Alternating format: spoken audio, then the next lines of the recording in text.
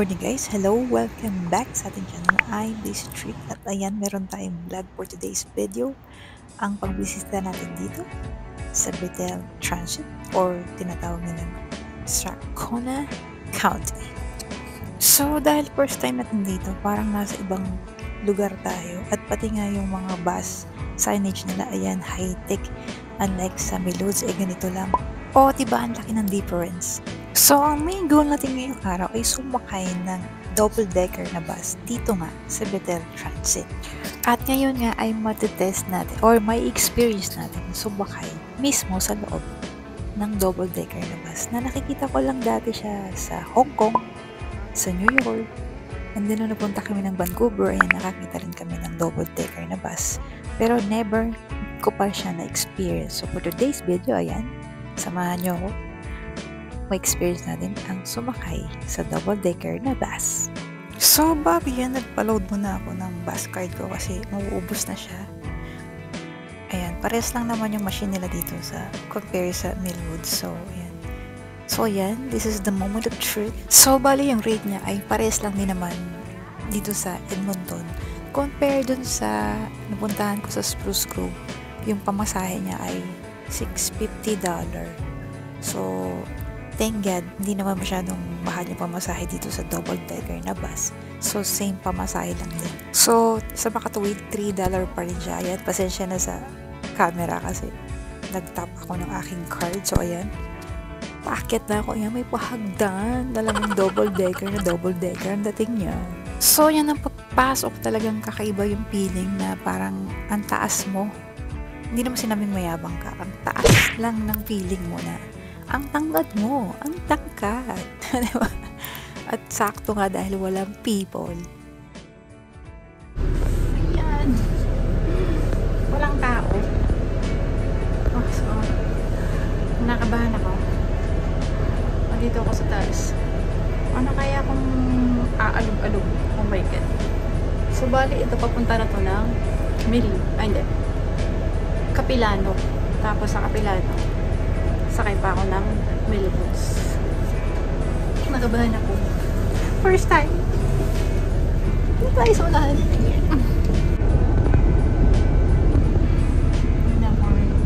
Okay, na. Parang may aurora. Excited.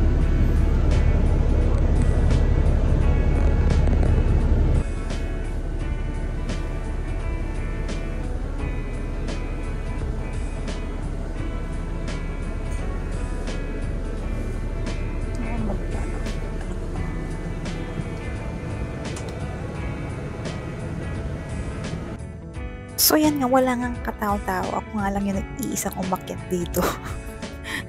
Hindi naman halata, inosente ako. Tapos yung driver ay babae pa. So, ang bilis-bilis niya mag-drive. So, feeling ko, yan, parang nasa aeroplano. So, yan, namaandar na siya. So, parang nakakalula talaga, nakakapanibago kumpara sa normal na bus.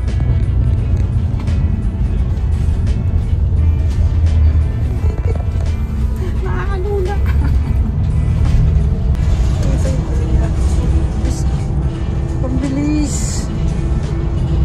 Oo, nakakayan.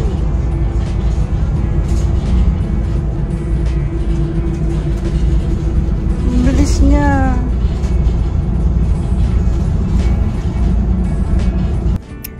Dito nga grabe na yung kapit ko kasi nga parang sobrang alog-alog niya, parang anytime wag naman po. Pero kahit na natakot ako dyan, nakasmile at pinipilit kong labanan yung aking fear. Ika nga, conquer your fear. Yung ano niya, yung, diba yung mga poste, usually nasa baba. Kasi nasa Diyos ko, umaalog. Parang abot na abot mo na yung ano, yung, parang abot mo na yung poste, like that. Paparating ang poste. Parang abot mo na siya,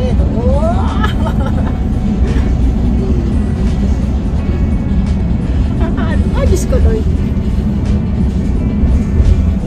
Parang kinakalaw-kaw yung tiyan mo pag dito ka pa lang.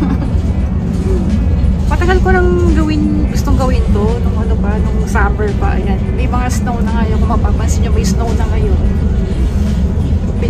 Pinagpapabukas-bukas ko, saka na lang. Pero ayan, may tawag doon, may bridge.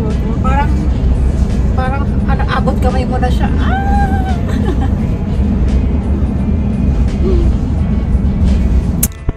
Ayan, 4 PM na dito pero mukha na siyang dapit hapon. So, parang magkagabi na nga. So, may mga padaus-dus na daanan na parang ang tumba. Ayan, bumaba na ako dito kasi nakalimutan kung paano pumara or pumindot. So, hindi ko makita yung yellow na lane na hinihila para bumaba. Pero buti na lang may request ng bumaba na. So, ayan, nakisabay na ako sa kanya. So, tap na ako ng card ko. At ayan, nakababa na ako finally.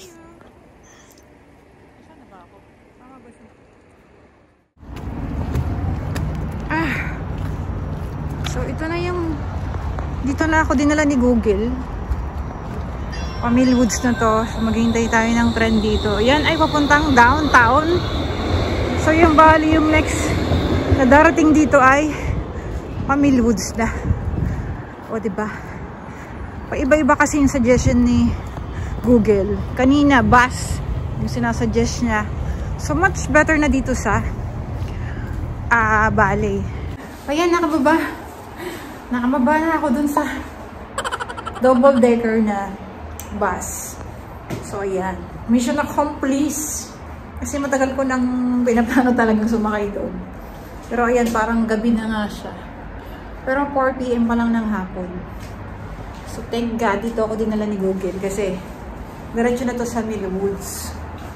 So, pag first time mo pala, para ka ding sumasakay ng yung roller coaster, parang kinakalaw-kaw yung tiyan mo. Ganun. Yun yung feeling. Pero yung mga tao doon, parang baliwala na sa kanila. Siguro, nakasanayan na nila na sumakay dun sa double deck. So, yan guys. I hope na-enjoy kayo sa pagsama sa akin ngayong araw. So, thank you for watching and see you to my next video.